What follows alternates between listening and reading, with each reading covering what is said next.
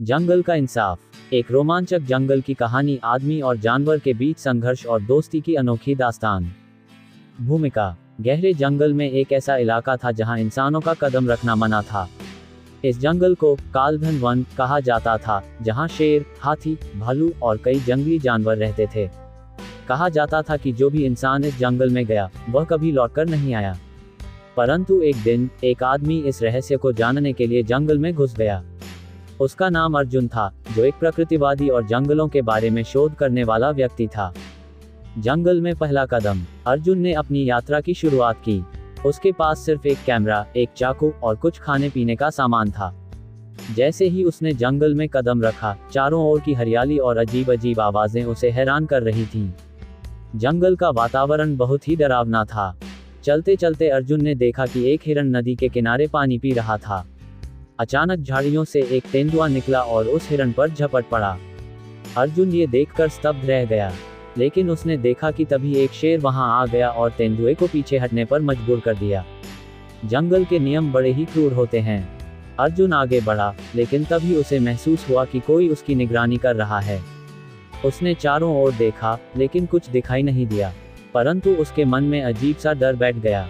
भालू से सामना। अर्जुन एक गुफा के पास पहुंचा, जहां उसने रात बिताने का फैसला किया। जैसे ही वह सोने लगा, गुफा के अंदर से एक बड़ा काला भालू बाहर आया। अर्जुन ने धीरे धीरे अपने बैग से चाकू निकाला, लेकिन भालू उस पर हमला करने के लिए आगे बढ़ने लगा। अर्जुन ने हिम्मत नहीं हारी। उसने पास में पड़ी लकड़ी उठाई और आग जलाने की कोशिश की। जैसे ही आग जली, भालू थोड़ा पीछे हट गया। भालू ने अर्जुन को कुछ देर तक घूरा, फिर धीरे धीरे वहां से चला गया। अर्जुन को समझ आ गया था कि इस जंगल में सिर्फ ताकत नहीं, बल्कि बुद्धि का इस्तेमाल करना भी जरूरी है। दोस्ती की शुरुआत। अगली सुबह अर्जुन ने जंगल के और अंदर जाने का फैसला किया। चलते चलते उसे एक घायल हाथी मिला, जिसका पैर किसी शिकारी के लगाए जाल में फंस गया था। अर्जुन को उस पर दया आ गई। उसने अपने चाकू से रस्सी काट दी और हाथी को आजाद कर दिया। हाथी दर्द में था, लेकिन अर्जुन ने उसकी चोटों पर पत्तों से लेप लगाया। कुछ देर बाद हाथी उठकर खड़ा हो गया और अर्जुन की ओर देखने लगा। अर्जुन को ऐसा महसूस हुआ जैसे हाथी उसे धन्यवाद कह रहा हो। इसके बाद हाथी धीरे धीरे जंगल में चला गया, लेकिन अर्जुन को यह नहीं पता था कि ये दोस्ती आगे चलकर उसकी जान बचाने वाली थी। शिकारी का खतरा। अर्जुन जंगल में आगे बढ़ता गया, तभी उसने कुछ आवाजें सुनी। वह छिपकर देखने लगा। उसने देखा कि 3 आदमी बंदूकों के साथ जंगल में घूम रहे थे। वे शिकारी थे, जो अवैध रूप से शिकार करने आए थे। अर्जुन को ये देखकर गुस्सा आ गया। वह जानवरों का दोस्त बन चुका था और अब इन शिकारियों को रोकना चाहता था, लेकिन अकेले उनका सामना करना मुश्किल था। तभी उसे जंगल के राजा शेर की दहाड़ सुनाई दी। शेर ने शिकारियों पर हमला कर दिया। शिकारी डर गए और बंदूकें फेंककर भागने लगे, लेकिन उनमें से एक शिकारी ने शेर पर गोली चला दी। शेर घायल हो गया, लेकिन वह फिर भी लड़ा। अर्जुन ने झाड़ियों से एक जलती हुई लकड़ी उठाई और शिकारियों के सामने लहराई। वे डर कर भाग गए। अर्जुन ने घायल शेर को देखा और उसकी मदद करने की कोशिश की। तभी जंगल में कुछ आवाज हुई और हाथी वहां आ गया। वह वही हाथी था जिसे अर्जुन ने बचाया था।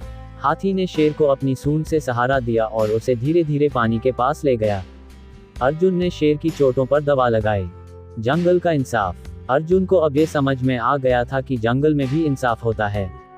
यहाँ जानवर भी एहसान मानते हैं और जरूरत पड़ने पर एक दूसरे की मदद करते हैं। अर्जुन अब जंगल छोड़ने की तैयारी कर रहा था, लेकिन उससे पहले उसने जंगल के किनारे एक बोर्ड लगा दिया। ये जंगल जानवरों का घर है, कृपया इसे बर्बाद न करें। इसके बाद अर्जुन वापस शहर चला गया और उसने सरकार से इस जंगल को संरक्षित करने की अपील की। उसकी मेहनत रंग लाए और कालधन वन को संरक्षित क्षेत्र घोषित कर दिया गया। अब वह जंगल सुरक्षित था और जानवर अपने नियमों के अनुसार जी सकते थे, बिना किसी डर के। ये कहानी हमें सिखाती है कि जंगल सिर्फ एक स्थान नहीं, बल्कि जानवरों का घर होता है। हमें उनकी रक्षा करनी चाहिए और प्रकृति को नष्ट करने वाले लोगों के खिलाफ खड़ा होना चाहिए। अर्जुन ने न केवल अपनी बुद्धिमानी और साहस से खुद को बचाया, बल्कि जंगल को भी सुरक्षित रखने में मदद की। अगर हम भी प्रकृति से प्यार करें और जानवरों की रक्षा करें, तो हमारा पर्यावरण हमेशा हरा भरा रहेगा।